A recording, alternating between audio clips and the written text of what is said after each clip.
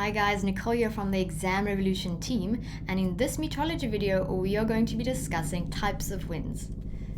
We're going to be covering the following topics. So we're going to start with foehn wind, land and sea breezes, and then lastly anabatic and katabatic winds. Let's have a look at foehn wind. Now, what is a foehn wind? Well, it's a warm, dry wind that occurs on the leeward side of a mountain. It's also known as a chinook, which flows down the Rocky Mountains in northern Canada. However, we're going to be looking at foehn wind, which is the collective name for these types of winds. As mentioned, it's a warm, dry wind, usually occurring on the leeward side of a mountain. So if you've got air flowing, and all of a sudden it encounters an obstacle like this mountain range, the air will be forced to rise. And when it descends on this leeward side, it will be warm and dry. So the air rises up the windward side and descends on the leeward side. So how does this occur? Well, the foehn wind occurs when air is forced to rise up a mountainside, in mountainous regions usually, and in stable conditions. So as we discussed, air is then flowing, meets up with an obstruction or mountain range, it gets forced to rise up this mountain range. And this is the start of the formation of this foehn wind. Now, as you know, as the air is forced to rise, and as it starts rising, it cools at the dry adiabatic lapse rate until it reaches saturation. So remember, as the air is forced to rise, it cools at the dry adiabatic lapse rate, which is 3 degrees per 1,000 foot. So in this example, if the surface temperature of this air or parcel of air is 8 degrees, every 1,000 foot it will decrease by 3 degrees. Up until a point where it reaches saturation. So remember, as air starts to cool down, it can hold less and less moisture. So this air is then starting to become more and more saturated as it gets colder, because it can't hold all this water vapor. And it comes to a point where it will reach saturation. And any further cooling would occur. Air just can't hold this moisture and will start to form visible moisture in the form of clouds.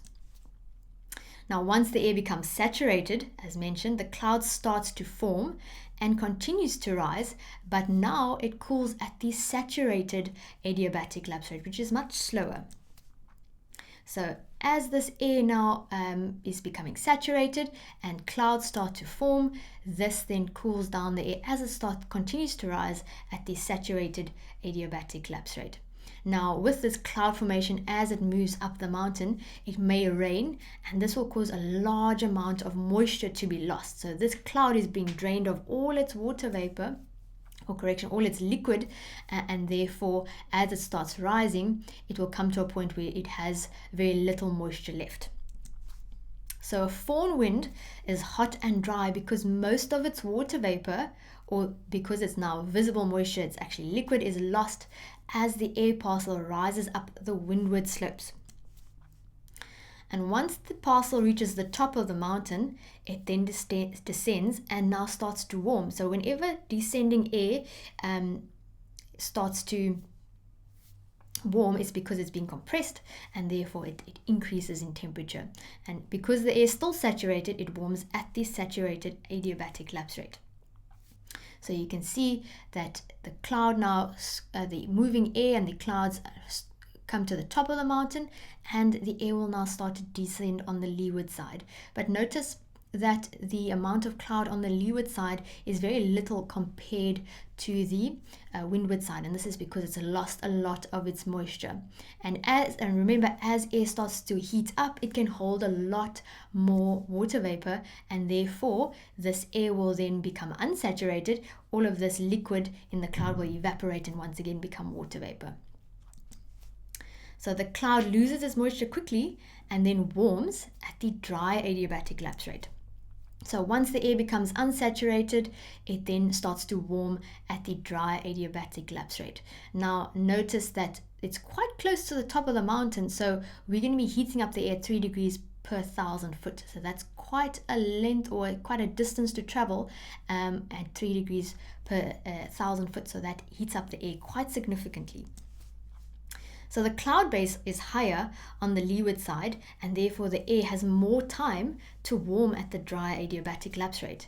And the temperature at the base of the leeward side will be warmer than when it started rising from the windward side. So let's have a look at that. The difference in temperature can be as much as 20 degrees Celsius, which is quite significant.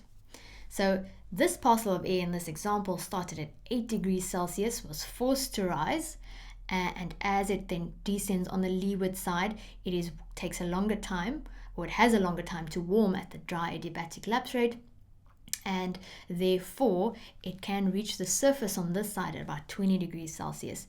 And in northern Canada, where this air flows from the Rocky Mountains, it's sometimes called a snow eater because it melts all the ice within a day or so. So this, within 15 minutes, the air temperature can change from 8 degrees to 20 degrees on the leeward side. Now let's have a look at land and sea breezes. So sea breeze is a local wind system characterized by a flow of air from the sea to land during the day. So how does this form? Well, during the day, the land heats up much faster than the ocean or the sea, and the air in contact with the land heats up. It then expands and rises. So the ocean takes a very long time to heat up compared to land that is receiving heat from the sun. And that air in contact with the land is then by conduction also heating up. This occurs, the air starts to expand and then rise. So the rising air then results in a decrease in pressure. So low pressure starts to form at the surface, and an increase in pressure at about 1,000 to 2,000 feet above ground level. So as this air is rising, it's starting to cool, and at about 1,000 to 2,000 feet above ground level, it starts to then cool to the surrounding air temperature where it will stop rising. And the increase in pressure at about 2,000 feet causes the air to move over the sea. The air over the colder ocean descends and results in an increased pressure over the ocean's surface. So let's have a look at what's actually happening. So we said that incoming solar energy heats up the land much faster than it does so with the ocean. So therefore, the air in contact with the land gets warmer and it starts to expand and then will start to rise. But as this air starts to rise, it starts cooling. Eventually, it will reach the same temperature as the air surrounding it, the environmental air, and then it will remain stationary. But now there's this mass of air in the upper atmosphere, or 2,000 feet, that has to go somewhere. So therefore it starts the circulation where it will then spread out, it will diverge and push the air sideways. Now, because the air over the ocean is much colder, it's much more dense, so therefore we've got a higher pressure over the ocean, as well as the reason for that is because this air is then moving across the ocean as well, or towards the ocean, and now we've got a large mass of air over the ocean causing a high pressure system. Now, because air always wants to move from an area of high pressure to an area of low pressure, this is going to start a circular flow where we've got high pressure air moving to the low pressure over the land, and this is called a sea breeze.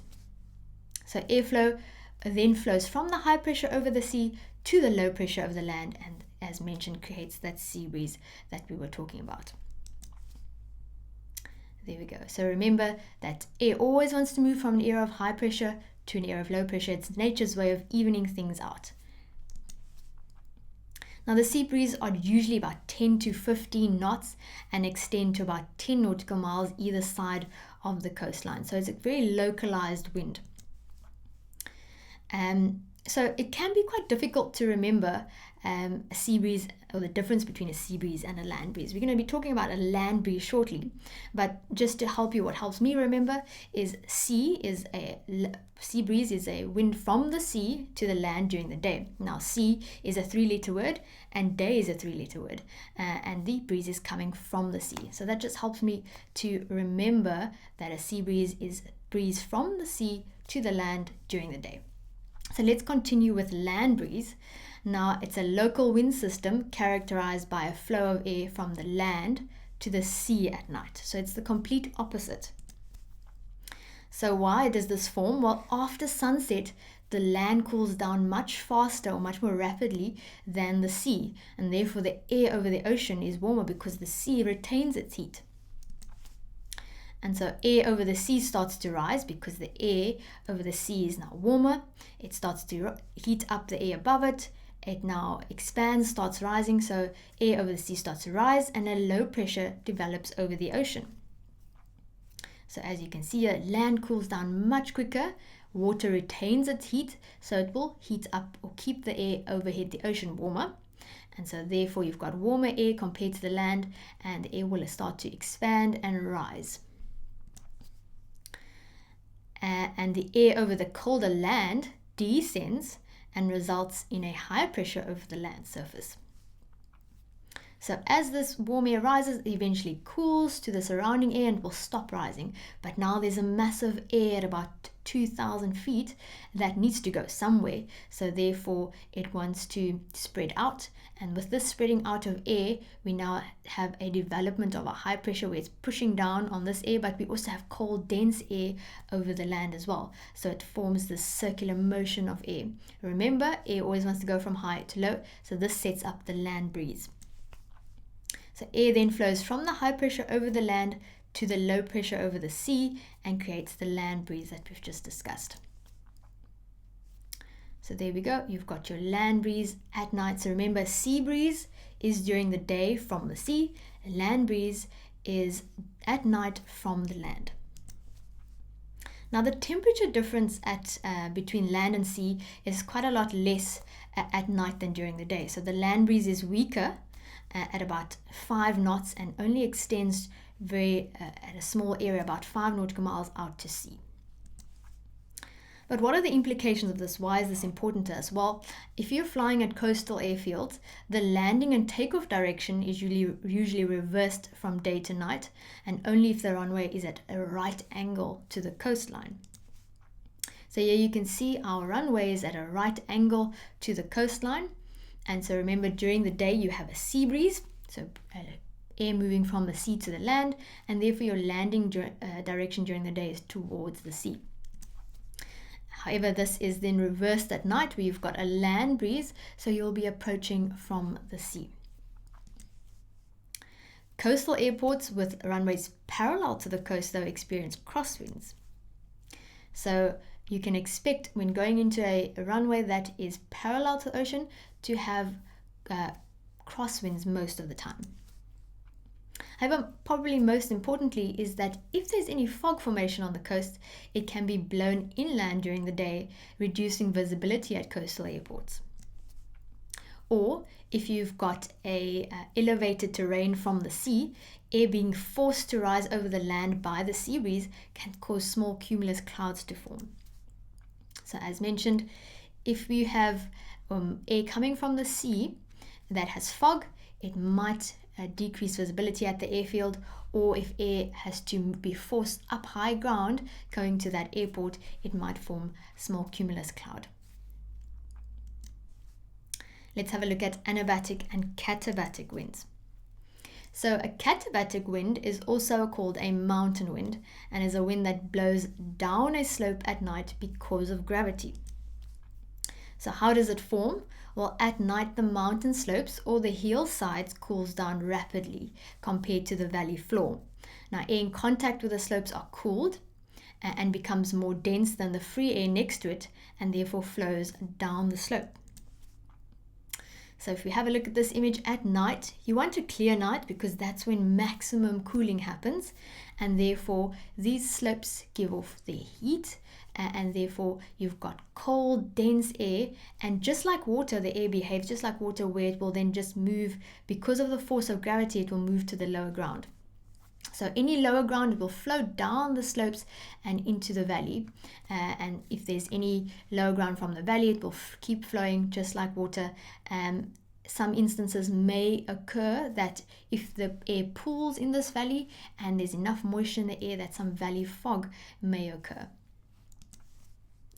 Now, if you are struggling to remember the difference between katabatic and the next wind we're going to be talking about is anabatic, just remember black cat. So katabatic, black cat, so downward slope or downward moving wind from the mountain slopes at night. Now, the katabatic is stronger on clear nights when terrestrial radiation is maximum and if the slopes are covered in snow. So what we're getting here is the maximum amount of cooling creates a much stronger katabatic wind because the air is denser, and as that more dense air is forced to descend because of gravity, it's much stronger. So if this wind occurs in a valley, cold air collects at the bottom of the valley, increasing the chance of fog or frost. So when operating in winter near mountain slopes and are covered in snow, it is possible to experience katabatic winds during the day as well. So any wind moving down the slopes is a katabatic wind. Anabatic is the opposite. So an anabatic wind is also called a valley wind and is a local air current that blows up a hill or mountain slope during the day.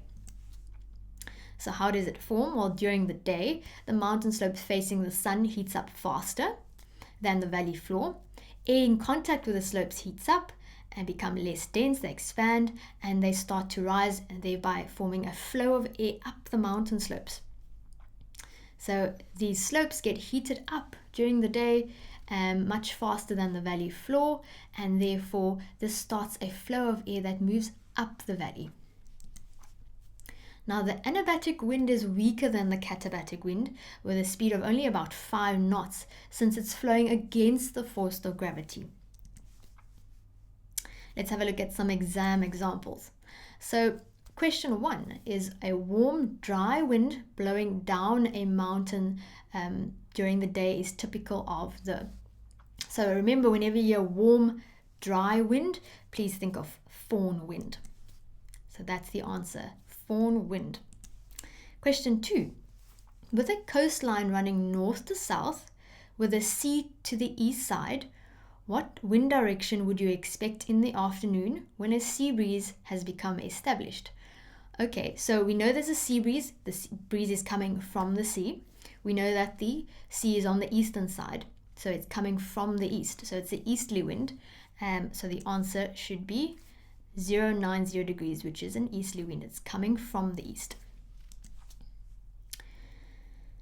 A foehn wind is hot and dry because much of its water vapor is lost on the windward slopes. So remember, as that air starts to rise after it's saturated, it can lose a lot of its moisture because of rain, and therefore when it gets to the top of the mountain, starts to descend, it has very little moisture left, and therefore that air then reaches the ground on the leeward side as hot and dry. A sea breeze will be found at coastal areas. What's the answer there? During the day. So remember, I told you to remember that sea is a 3-letter word and day is a 3-letter word, and that wind is coming from the sea. I hope you remember that for the exam. That's the end of this video. I hope to see you in the next one.